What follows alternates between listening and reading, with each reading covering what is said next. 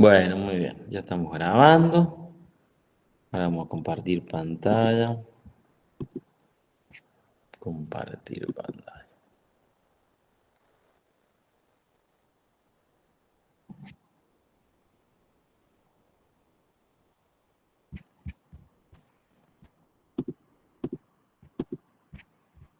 ¿Se ve ahí?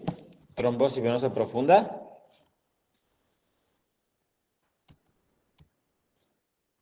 Sí, profe. Profe. Bueno, muy bien.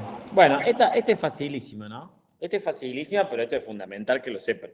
He bochado con trombosis venosa profunda porque no saben decir nada, digamos, de trombosis venosa profunda. Entonces, esto es importante que sí lo sepan, ¿no? Pero trombosis venosa profunda es muy frecuente. Recordar un poco de anatomía, sobre todo de extremidades, que es donde más, extremidades inferiores, que es donde más sucede.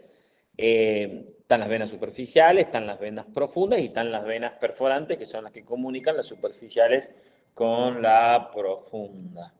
El flujo de sangre venoso depende de varios factores: la gravedad, las válvulas de las venas, el ciclo cardíaco y respiratorio, el volumen sanguíneo y la actividad impulsora de los músculos de la pantorrilla para el retorno venoso, ¿no? Nada, un poco la anatomía como para repasar, pero nada importante ahí. La trombosis venosa profunda aguda es una causa importante de mortalidad en pacientes ingresados, especialmente quirúrgicos. Ya vamos a ver cuáles son los factores de riesgo de trombosis venosa profunda. Y el problema de la trombosis venosa profunda es detectarla, porque el peligro es generar lo que se llama un tromboembolismo pulmonar, o sea, una embolia pulmonar, que es un trastorno realmente mortal o potencialmente mortal. En Argentina no hay estadística, en Estados Unidos las hay. La embolia pulmonar causa de 50.000 a 200.000 muertes por año, absolutamente evitables, no sé si el 100%, pero una gran mayoría de esto evitable. Se ha registrado una tasa de mortalidad por casos a los 28 días de casi del 10% tras una TBP y del 15% con la primera embolia, tromboembolia pulmonar. Con lo cual, estamos hablando de algo importante de diagnosticar y de actuar, ¿no? Con la anticoagulación, sobre todo. La trombosis venosa profunda es la formación de un trombo, esa es la definición, en el sistema venoso profundo. La superficial, recuerden que no va a pasar por la perforante, entonces la superficial no va a tener problema. Procedido o seguido de una respuesta inflamatoria de la pared vascular. Es la oclusión parcial o total de la luz de una vena por un trombo que puede ser rojo, blanco o mixto y que puede ser parietal u obliterante, adherente o libre, ¿no? Pero bueno, lo que hay es un trombo en el sistema venoso profundo. No es únicamente del miembro inferior, ojo, después les voy a mostrar otra diapositiva cuando hablemos de trombofilia como enfermedad. La trombofilia es justamente un proceso de generar trombosis. O sea, trombosis y trombofilia, trombosis venosa profunda es eso, ¿no? Pero la trombofilia entra, digamos, en el gran capítulo de la trombosis venosa profunda. Pero ya lo vamos a ver un ratito. La trombosis venosa profunda se divide en dos: proximal y distal, ¿sí? Lo proximal es la vena poplitea, es la femoral y la ilíaca, y la distal es el plexo sóleo, digamos, en todo lo que es la pantorrilla, según la localización con respecto a la válvula poplitea, ¿no? Esto es lo que divide, digamos, la rótula, para que me entiendan, o el hueco popliteo es lo que divide proximal de distal. La localización proximal se asocia a enfermedades graves y de peor pronóstico, ¿no? Cuanto más, porque es un vaso de mayor calibre, a veces un trombo de mayor calibre, y digamos, viene salida más directa, para que me entiendan. O sea, que lo proximal es de peor pronóstico que lo distal. Primer concepto importante que suele ser preguntado. Esta división es útil en cuanto a la expresión clínica de la TBP, ya que la TBP distal es asintomática, no siempre, pero la mayoría de las veces, pero en un 20 o 25% se extiende el sistema venoso proximal con el consecuente riesgo de embolia pulmonar, ¿no? Obviamente, si es distal, se puede hacer proximal si el émbolo va migrando, como quien dice, ¿no? Entonces, trombosis venosa profunda, generación de trombo en el sistema venoso profundo a nivel del miembro inferior como causa número 1, y lo dividimos topográficamente en proximal o distal, proximal, vena popliteo o vena femoral, y vena ilíaca. Recordar, proximal de peor pronóstico, distal de mejor pronóstico comparado con el proximal, ¿sí? Bueno, nada, obviamente, lo que digo siempre, ¿por qué se genera una trombosis? Lo explica claramente la triada de Virchow, que la deben saber o acordarse de fisiología. O sea, hay una lesión endotelial, hay un flujo sanguíneo anormal y hay una hipercoagulabilidad, ¿no? Entonces hay que empezar a pensar, sobre todo cuando veamos, que es lo que más preguntamos, ¿qué factores generan una trombosis venosa profunda? Bueno, son todos los que alteren la triada de Virchow, ¿no? Lesión endotelial, flujo sanguíneo normal, hipercoagulabilidad, ¿no? El flujo sanguíneo normal, los senos del sóleo son los lugares más frecuentes de inicio de trombosis venosa, la hipercoagulabilidad, el factor tisular, es un potente procoagulante, expresado en la superficie de los leucocitos. Hay muchas causas de hipercoagulabilidad, la inmovilidad, el estar mucho tiempo en cama, el cáncer en general provoca hipercoagulabilidad. O sea, ya vamos a ver que hay muchas causas. Y la lesión endotelial, que la trombosis venosa se produce en venas alejadas de los sitios quirúrgicos, sobre todo, ¿no? Pero bueno, lo que se altera para generar un trombo es la triada de Virchow. Uno de estos tres factores se ve alterado y se empieza a generar el trombo. Factores de riesgo de la TBP, trombosis venosa profunda. Factores que promueven éstasis venosa, de vuelta, triada de Virchow. Factores que provocan lesión endotelial y factores que generan hipercoagulabilidad. Facilísimo, realmente una clase fácil para entender y para no ser bochar un examen. Esto a veces no lo saben, lo juro, esto a veces no lo saben. Éstasis venosa, edad avanzada, obviamente, recordemos que dijimos que el músculo es el que permite, digamos, que esa sangre vuelva al corazón, el retorno venoso, entonces edad avanzada. Inmovilidad prolongada, cuidado de los pacientes que están internados con cirugías largas, en cama, ¿sí? Muchas veces se hace profilaxis de anticoagulación para evitar la TBP justamente, el infarto agudo miocardio, la insuficiencia cardíaca, el síndrome de hiperviscosidad, la policitemia, ¿sí? Recuerden la policitemia, el EPOC severo, ¿sí? Provoca, el EPOC severo genera una hipercoagulabilidad, provoca una policitemia también fisiológica y provoca un éxtasis venoso. Generalmente se juntan, ¿no? Entre 2 o 3 de estos factores. La lesión endotelial, cirugía, una TBP previa, un trauma, un catéter endovenoso, la hipercoagulabilidad, el cáncer, la obesidad, los estrógenos, tratamientos con estrógeno, todos pueden provocarlo, el embarazo o el posparto, la sepsis, el tabaquismo, el síndrome nefrótico produce hipercoagulabilidad y las trombofilias, que ya la vamos a ver en un minuto, que son adquiridas o hereditarias, ¿sí? Que son enfermedades que generan trombosis, ¿no? Generan hipercoagulabilidad y esa hipercoagulabilidad genera por consecuencia y por alteración de la triada de Virchow trombosis, ¿sí? Entonces, cuadro fundamental de saber y entender cuáles son los factores de riesgo de una TBP, ¿sí? Manifestaciones clínicas, dolor espontáneo, demorado a fuerte, intensidad duradero, irradiado a todo el trayecto venoso, puede haber parestesia, pesadez, presión, edema, con una particularidad ese edema, un edema unilateral, no simétrico. ¿Sí? Esa es la característica del edema de la trombosis venosa profunda. O sea, recuerden la diferencia de un edema bilateral y simétrico que te provoca una insuficiencia cardíaca, por ejemplo, a una trombosis, a una edema unilateral asimétrico, por ende, se hincha un solo pie, para que me lo entiendan en concreto, ¿no? Ese paciente tiene que ir sí o sí a un estudio de un posible trombo, que ya vamos a ver cómo se hace. Y puede haber dilatación del sistema venoso superficial, por supuesto, por la propia trombosis que hay y que uno en el examen físico lo obtenga. Pero créanme que el edema de miembro inferior unilateral es lo característico.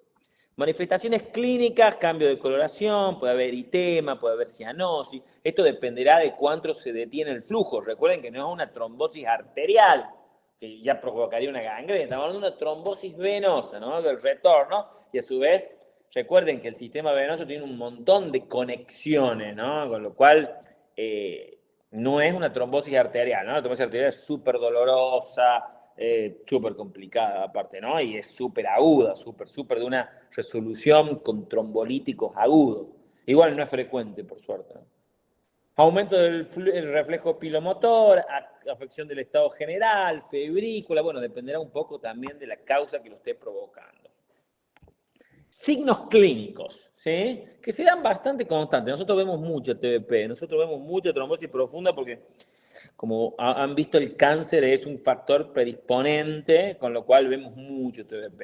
Signo de Hohmann, presencia de dolor en la parte alta de la pantorrilla al realizar la dorsiflexión forzada del pie, con la rodilla flexionada a un ángulo de 30 grados, ¿no? Acá ven el gráfico, rodilla flexionada, 30 grados, ¿sí? Presiono, digamos, o sea, o hago el pie, le hago una dorsiflexión forzada, ¡puc!, salta el dolor a nivel de la pantorrilla. Signo de Hohmann positivo, con más razón, podría llegar a ser una TBP. Signo de Oslo, dolor en la pantorrilla, la compresión de la masa muscular contra el hueso, otro signo que podría marcarte la sospecha de una trombosis venosa profunda. Signo de Löwenberg, que es, digamos, el paciente acostado se le coloca el manguito del tensiómetro en la pantorrilla, se insufla hasta 180 y no debe haber dolor hasta esta presión, digamos, ¿no? Si no, hay una flebitis positiva. Por supuesto que estos son, sí, hoy existe el ecodoppler, ¿no? Ya vamos a llegar a eso, digamos. Hoy existe frente a la sospecha una ecografía Doppler, donde ve absolutamente el flujo sanguíneo venoso, arterial, todo, ¿no? Estamos hablando de los libros de semiología y lo que hacían antes para descubrir esto. Otros signos de PAIS, por si lo ven en los libros: dolor muscular a palpación intensa de los músculos flexores del pie, con ambos pulgares. Signo de Ducoin, dolor a la palpación de la cara interna del muslo, dolor a la palpación del ingle, cuando se invita al paciente a toser de manera voluntaria, edema de las extremidades inferiores. Diagnóstico. Esto sí es importante. Historia clínica, factores de riesgo, o sea, no es lo mismo, aparte de que sabes si el paciente fue operado, no fue operado, tiene patología oncológica, tiene patología reumatológica, se mueve, no se mueve, hace deporte, es sedentario, etcétera, etcétera. Esto es lo característico, ¿eh? Esta foto es característica de la trombosis venosa profunda proximal alta, ¿no? Porque el edema está por arriba. Si fuera distal, el edema uno lo ve más en el pie, ¿no es cierto? Siempre ve la complicación para abajo, no la ve para arriba. Entonces, esto es bien arriba, digamos, es bien femoral, peligrosa. La exploración física, la probabilidad clínica que vamos a ver, el dímero D, que ya lo vamos a ver, sobre todo cuando sospechamos de tromboembolismo pulmonar, y las pruebas complementarias de la TBP. Hay un modelo de predicción clínica. Nada, no es que necesito que lo sepan, pero un poco esto te marca cuáles son los factores y te hace entender un poco cuáles son. Es un puntaje si uno tiene un cáncer activo, o sea, un cáncer que está en tratamiento, en curso, o hasta 6 meses anterior, o ya tratamiento paliativo, si hay una parálisis, parestesia o inmovilidad de una extremidad inferior, si la estancia en cama es más de 3 días, o hay una cirugía mayor en las semanas anteriores, hasta 4 semanas anteriores. De hecho, las cirugías, qué sé yo, las hemicolectomías, las cirugías de REC, cirugías grandes que duran más de 4 o 5 horas, el paciente queda anticoagulado por lo menos 4 a 6 semanas posterior a la cirugía, para que ustedes vean la importancia que tiene la TBP. La hipersensibilidad localizada a lo largo de la distribución del sistema venoso profundo, pantorrilla hinchada de más de 3 centímetros comparada con la otra pierna, edema con prurito, venas colaterales superficiales, pero que no son varices, que le hayan aparecido al paciente. Diagnóstico alternativo tan probable o más de una trombosis venosa profunda. Bueno, todo eso da un puntaje que te da la sospecha o no, ¿no? Pero es un poco para que vean cómo se utilizan todos esos factores para diagnosticar. El dímero D, que van a escuchar muchas veces, sobre todo lo que hagan terapia intensiva, ¿sí? Porque frente a la sospecha de un tromboembolismo pulmonar, que básicamente es tener el diagnóstico de la trombosis o no, y es disnea súbita, siempre recuérdenlo, y taquicardia. ¿Sí? Un paciente que tenga antecedente de TBP, pues porque estuvo acostado, porque tuvo una cirugía, todo, y empieza con una disnea súbita, ¿sí? El paciente respiraba bien y empieza con hipoxemia, disnea súbita, y tiene taquicardia sinusal, clínicamente es tromboembolismo pulmonar hasta que se demuestre lo contrario. Bueno, ahí existe el dímero D, que es producto de la degradación de la fibrina, que es un marcador muy importante de la trombosis venosa profunda y también del tromboembolismo pulmonar, con un 98% de sensibilidad, pero un 66% de especificidad. Esto quiere decir que cuando lo tenés lo detecta la mayoría de las veces, pero no siempre, digamos, ¿no? Porque la especificidad no es tan alta. Te pueden dar lo que se llaman falsos positivos. Entonces tiene un valor predictivo positivo del 44% y un valor predictivo negativo del 98%. Y bueno, y eso se mide en el laboratorio, ¿no? A través del sistema ELISA, digamos, el dímero D. Lo van a escuchar muchas veces al dímero D. Venografía no se hace más, no se hace más. Pletimografía no se hace más, está claro, no se hace más. A veces se hace para varices ya muy específico de los flebólogos, pero no se hace diagnóstico ni con venografía ni con pletimografía. Se hace con esto. O sea, el diagnóstico de la TBP se hace con la clínica, factores de riesgo, examen físico, pruebas complementarias, podemos hacer un dímero D como prueba complementaria, y la ecografía doplex, ¿sí? No duplex, como dice acá, es doplex, ¿sí? Esta ecografía Doppler, que lo que hace es ver el flujo sanguíneo y te muestra dónde está el trombo específicamente, porque también puede ser un trombo superficial, un trombo profundo, si es proximal, te lo localiza todo. O sea que el diagnóstico de TBP se hace con ecografía Doppler color, que se llama, ¿no? Si alguna vez alguno han visto una ecografía o ya han tenido imágenes, me parece, ven que uno ve en azul todo el flujo sanguíneo venoso y ve en rojo todo el flujo sanguíneo arterial, y ahí ves el stop, digamos, ves claramente. Ya lo demás, ya lo diagnosticaste, ¿no? La resonancia magnética venosa tiene alguna indicación en trombosis altas, ¿no? Pero no en miembros inferiores, pero una trombosis del retroperitoneo, una trombosis de la vena cava, una trombosis a ese nivel, bueno, la resonancia magnética obviamente venosa sí te puede marcar el stop. Diagnóstico diferencial de la trombosis venosa profunda. Tromboflebitis superficial, que es una inflamación de la vena superficial. Síndromes protombóticos, ruptura de quiste de Baker, que lo ven más los traumatólogos. Artritis o artrosis de la rodilla podría ser. Linfedema o celulitis. Síndrome compartimental. Las miopatías. La claudicación intermitente, que corresponde más a un trastorno arterial, los edemas sistémicos, todo lo que genera edema sistémico, por ejemplo, la nefropatía, la compresión venosa extrínseca por tumores, sobre todo tumores pélvicos que comprometan la vena, y la neuritis traumática podrían ser algunos de los diagnósticos diferenciales de la trombosis venosa profunda. Tratamiento. La indicación número 1 de trombosis venosa profunda es la heparina, ¿sí? El anticoagulante, lo ideal es la heparina de bajo peso molecular. Existe una heparina de alto peso molecular, una heparina de bajo peso molecular. La diferencia entre la heparina de bajo peso molecular y de alto peso molecular, primero que la de bajo peso molecular es más moderna y no se mide, no te altera lo que se llama el RIM. El RIM es el índice de anticoagulabilidad que tiene la sangre. Un RIN normal es de 1, ¿sí? Esa es la coagulación normal, o sea, todos nos podemos medir un sistema de coagulación que se mide con todos los factores de coagulación, pero una de las cosas que se mide es el RIN, R-I-N. El RIN normal es de 1, ¿sí? Es el RIN que todos tenemos, 1 o menor a 1. Bueno, cuando uno anticoagula con heparina de no bajo peso molecular, que suele suceder en las terapias, como de infusión o lo que fuese, uno tiene que llevar ese RIN a 2 o 3 veces del valor normal. Entonces vos estás sacando esa hipercoagulabilidad de la sangre, estás dejando la sangre más líquida, para que me entiendan. Claro, la gran ventaja de la heparina de bajo peso molecular, que se coloca no endovenosa, como se coloca la heparina de alto peso molecular, sino subcutánea, el nombre más famoso es el Clexane, ¿sí?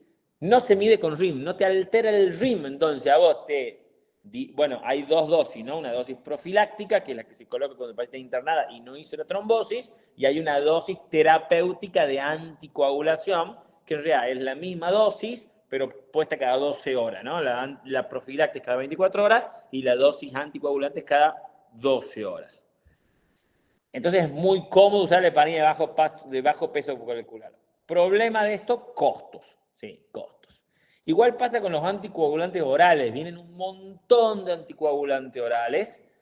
Los más baratos, como la warfarina, que se utiliza mucho todavía en el Hospital Belabarro, por ejemplo, se mide con RIM. O sea, el problema de la anticoagulación barata, digamos, entre comillas, como la warfarina, es que vos tenés que ir midiendo el RIM. Entonces el paciente a veces te viene con un RIM de 8. Uy, se te fue la mano, porque a su vez la warfarina tiene muchas interacciones con otros medicamentos, con verduras, con la alimentación. Pero hoy vienen anticoagulantes orales, que por supuesto son más caros, y que no te alteran el RIM, no te alteran eso, son más estables, ¿no? Entonces son fenómenos, la verdad que son bárbaros, lo usan mucho los cardiólogos, lo usan mucho los hematólogos, son los nuevos anticoagulantes orales. Y los antitrombóticos se utilizan para diluir los trombos, ¿no? En el caso de un infarto agudo de miocardio, de una ACV, la trombosis venosa profunda, la verdad que es un cuadro, digamos, que uno lo diagnostica y ya es matar, porque hay un tiempo para colocar los antitrombóticos. No sería el caso de la trombosis venosa profunda. Bueno, lo que decíamos, ¿no? Tratamiento con heparina, bueno, no importa la dosis, ¿no? Esta es la heparina normal, digamos, la heparina endovenosa, la heparina de alto peso molecular, la dosis se va haciendo, y la warfarina es lo que le decía el anticoagulante. Todo medicamento antiguo, ¿no? Tanto la heparina de alto peso molecular como la warfarina. Todas tienen su antídoto, por las dudas te pasen, ¿no es cierto? Sí, entonces la heparina tiene lo que es el sulfato de protamina. Entonces si vos se te fue el RIM, se te fue a 8, 9 y tenés que bajar el RIM, bueno, tenés que usar un antídoto para la heparina, que es el sulfato de protamina. Y la warfarina, el antídoto es la vitamina K, ¿no? Y entonces ahí va regulando, bastante problemático con lo que hay actualmente. Por supuesto que la trombosis venosa profunda tiene medidas generales, deambulación precoz, la bipenetración prolongada, evitar vestimenta ajustada, medias elásticas de compresión gradual, cuidados generales, evitar golpes. Bueno, por supuesto que hay medidas físicas. Los antitrombóticos, nada, hay varios, ¿no? Está el apixaban, el edoxaban, el dabigatran, ¿no? Que son inhibidores que producen directamente, son dosis fijas, no precisa sistematización monitoreada con ajuste, como dijimos, pero son usados para realmente diluir el trombo, ¿no? Nada, este es un gráfico de los nuevos anticoagulantes, repito, ¿no? Pretendo que conozcan bueno, no, esto nadie se los va a tomar, ¿no? Pero para que sepan que hoy hay anticoagulantes orales que cada vez se utilizan más, obviamente los costos van bajando, a medida que ustedes vayan recibiéndose, probablemente los costos sean más bajos, pero sepan que hay, digamos, medicación que se puede utilizar sin medición de RIM ni nada de eso, ¿no? Y nada más que eso, con eso me conformo. Pero esa no era la clase difícil que les tenía que dar. Esa no es la clase difícil, voy a admitir uno que está acá.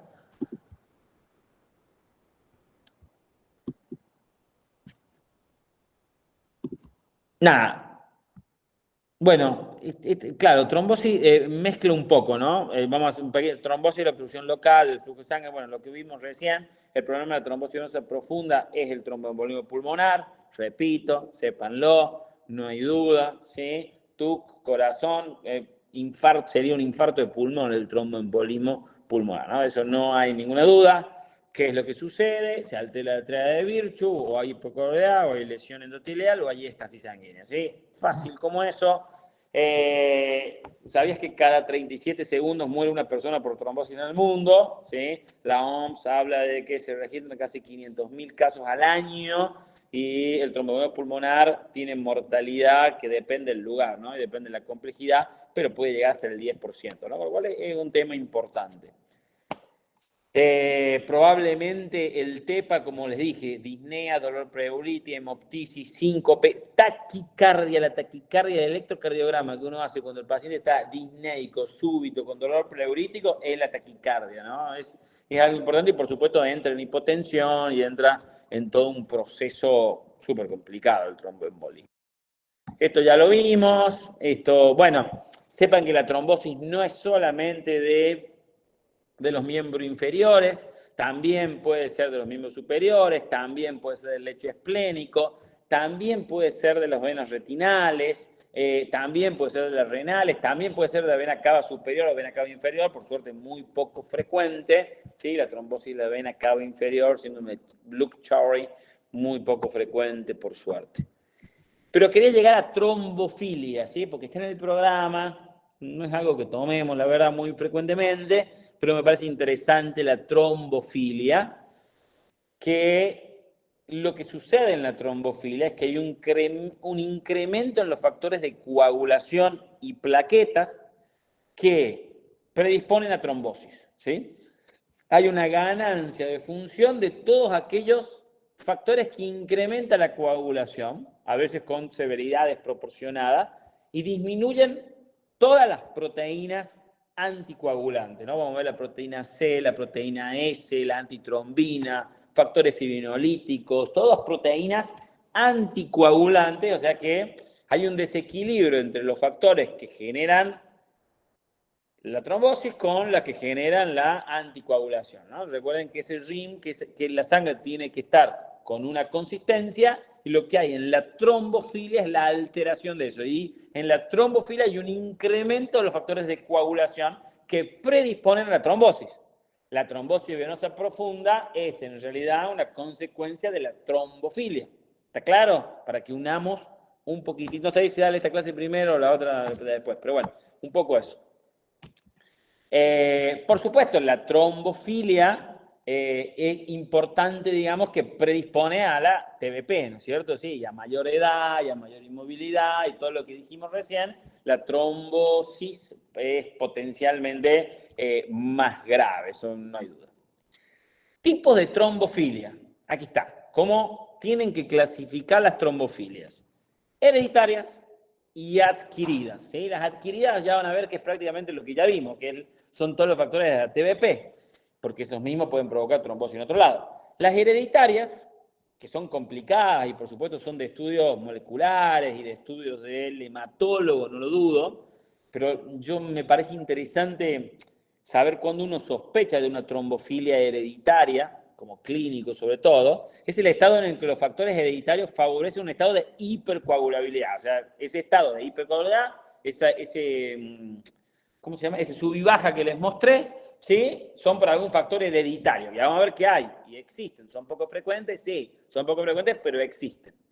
Y adquiridas son las relacionadas con factores genéticos que activan el sistema de coagulación, ¿no? Perdón, son factores no genéticos, ¿sí? Los genéticos son hereditarios, estos son no genéticos. Por ejemplo, el cáncer, por ejemplo, la obesidad, un poco lo que vimos recién, ¿no? Esas son las adquiridas. Fundamental, trombofilia hereditaria, trombofilia adquirida. Aquí están todas las adquiridas, que un poco es lo que vimos recién. Inmovilidad, cáncer, síndrome antifosfolípido, vasculitis, embarazo, anticonceptivos orales, terapia de reemplazo hormonal, hiperlipidemias, triada de Virchow, acordémonos, triada de Virchow, acordémonos que algunos síndrome nefrótico, síndrome mieloproliferativo, que ustedes saben perfectamente bien, la policitemia vera era un ejemplo, pero ustedes saben perfectamente bien cuáles son los síndromes mieloproliferativos, hemoglobina peroxística nocturna, deficiencia de ADAM13, que es una cosa más rara que no sé qué, la trombopatía inducida por heparina, el uso de complejos protombínicos, obesidad, cirugía, viajes largos, guarda con esta porque esta la he visto, viajes largos en avión o en colectivo con mucha inmovilidad, pacientes grandes, de hecho, hay cardiólogos que dan aspirina o algún anticoagulante cuando uno tiene que hacer un viaje a Europa, uno de esos, ¿no? Bueno, está un poco lo que vimos de TBP en ubicarlo en trombofilia adquirida, ¿no? Dentro del capítulo de trombofilia.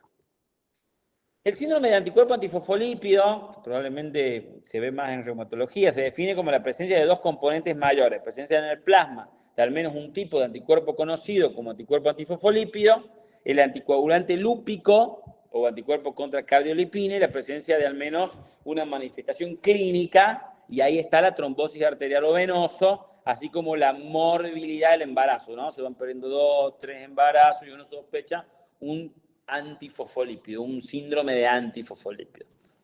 Yo les diría que a partir de acá la clase no es algo que tengan que saberlo de memoria, sino que es un poco para abrir las cabezas de todas las cosas que existen, ¿no? El síndrome de antifosfolípido tiene criterios diagnósticos como toda enfermedad reumatológica. El síndrome de antifosfolípido entra dentro de enfermedades reumatológicas.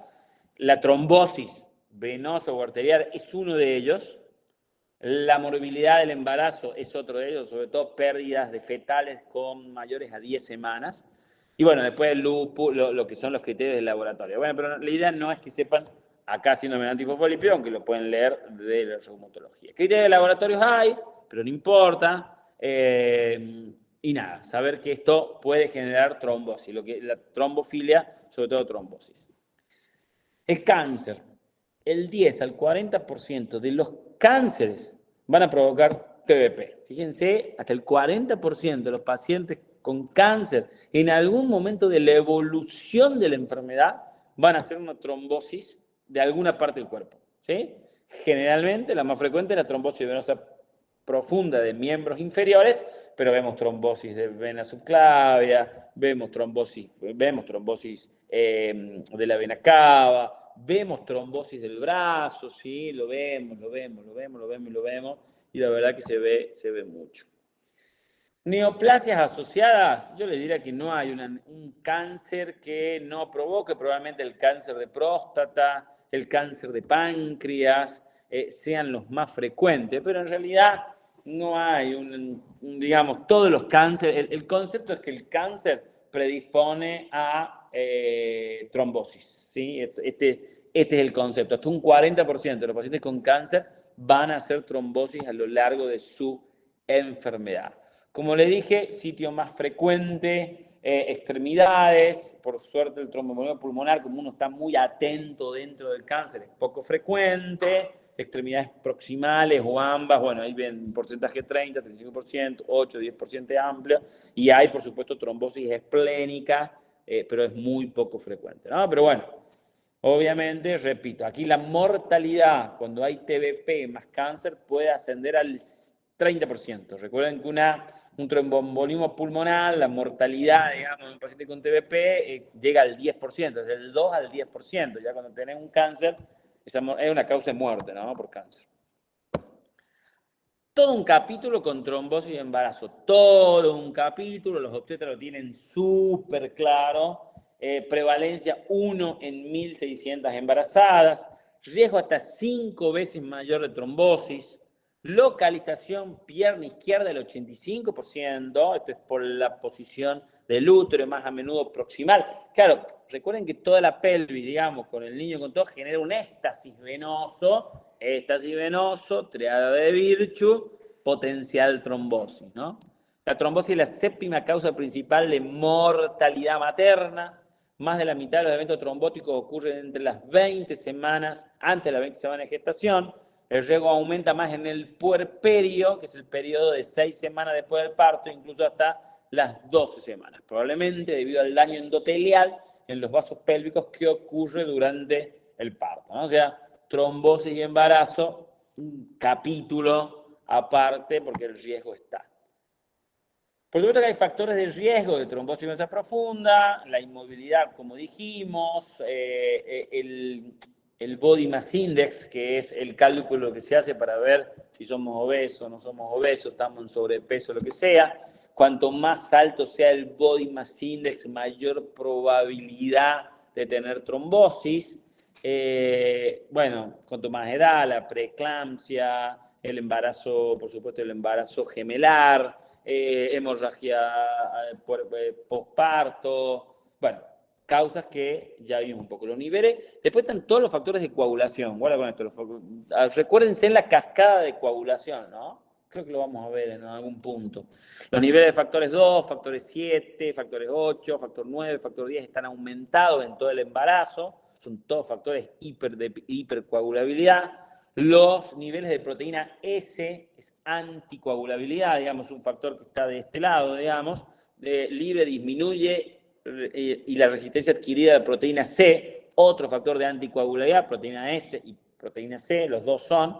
Y hay actividad de los inhibidores fibrinolíticos como SPY1 y PAI2 que están aumentados en el embarazo, ¿no? Esto es un poco la explicación porque hay todo una fisiopatogenia del embarazo y de la trombosis. Igual, todos estos pueden faltar genéticamente, ya van a ver. Todos estos pueden faltar genéticamente y generar la trombosis hereditaria.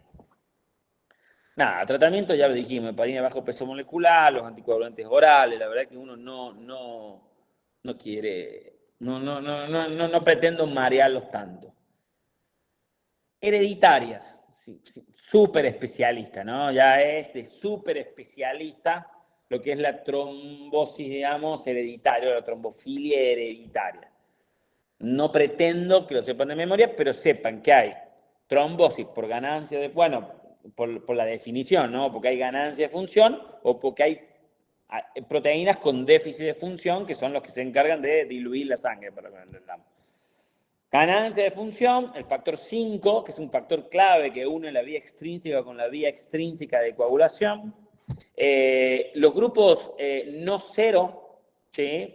digamos, pueden generar mayor trombofilias hereditarias. Alto nivel del factor 8, de fibrinogenemia que se llama, y la hiperhomocisteinemia, ¿no? Son todos factores de ganancia. Y después también puede haber trombofilias hereditarias por deficiencia de antitrombina, por deficiencia de proteína C o por deficiencia de proteína S, ¿sí? Complejo, pero bueno, esto es dentro de las hereditarias. Por supuesto que lo más importante son las adquiridas, las más frecuentes son las adquiridas, y acá en hereditarias no los voy a marear. Bueno, fíjense en la prevalencia, ¿no? Fíjense la prevalencia de estos factores hereditarios, ¿no? Antitrombina o proteína C, el 1%.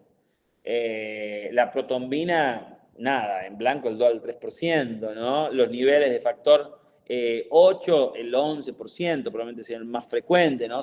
Pero son poco frecuentes, ¿no? Pero hay sí una diapositiva.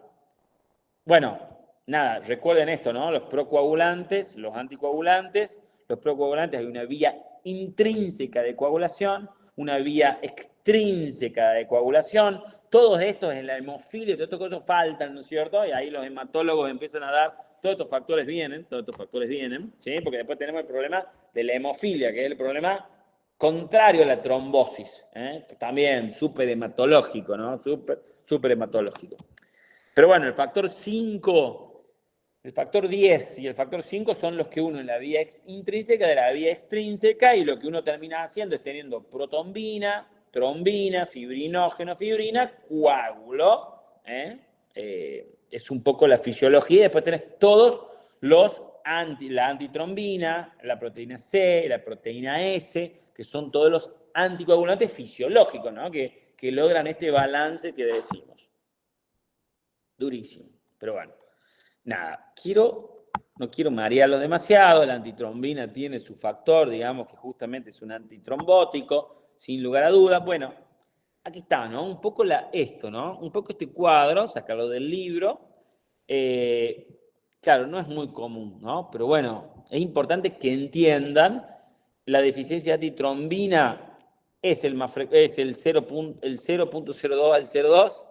Los pacientes con TBP 1%, pacientes con primer TBP aumenta el riesgo y recurrente TBP aumenta el riesgo. La deficiencia de proteína S, la proteína S deficiente, o sea, proteína C y proteína S. Fíjense en que son más frecuentes. Bueno, no, después están los factores 5, que puede ser heterocigoto o homocigoto, acá los liquido, ¿sí?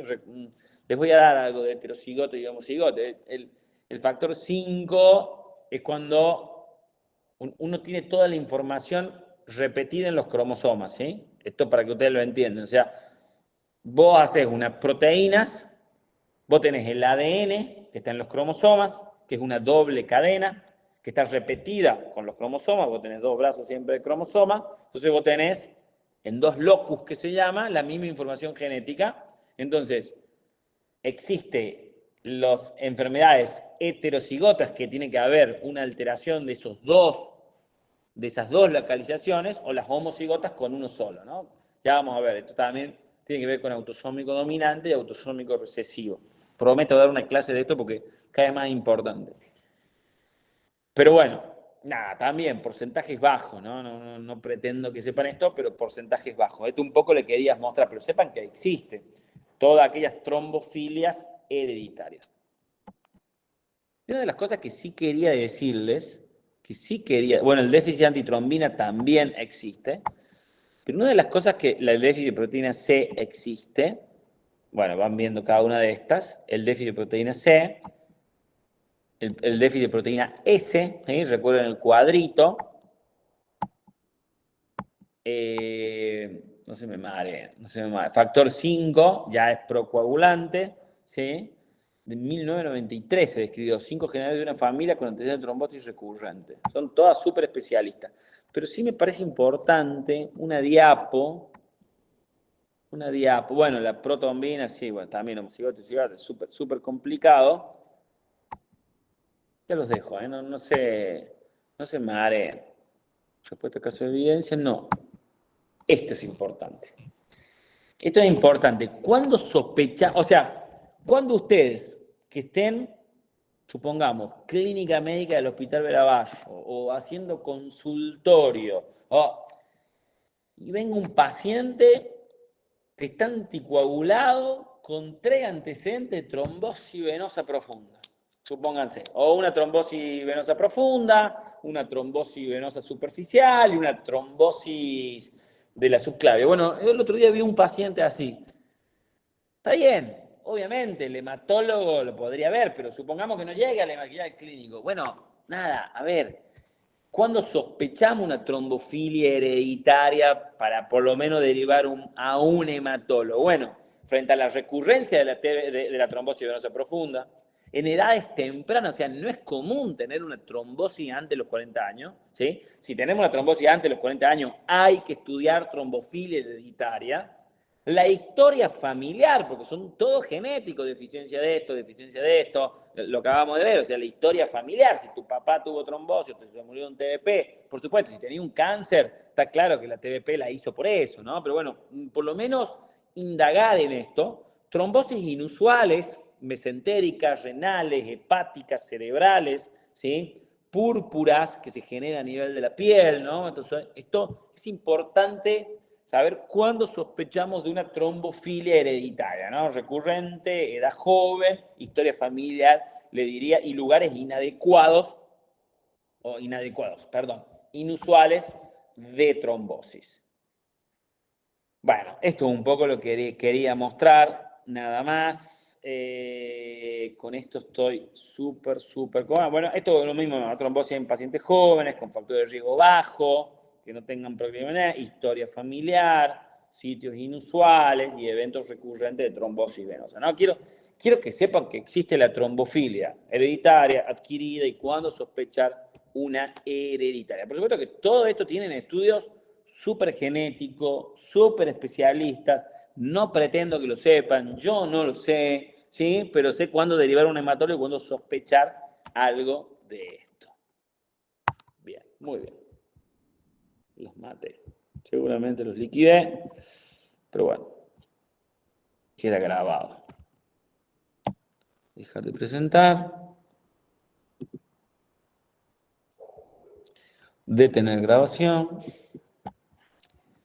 Y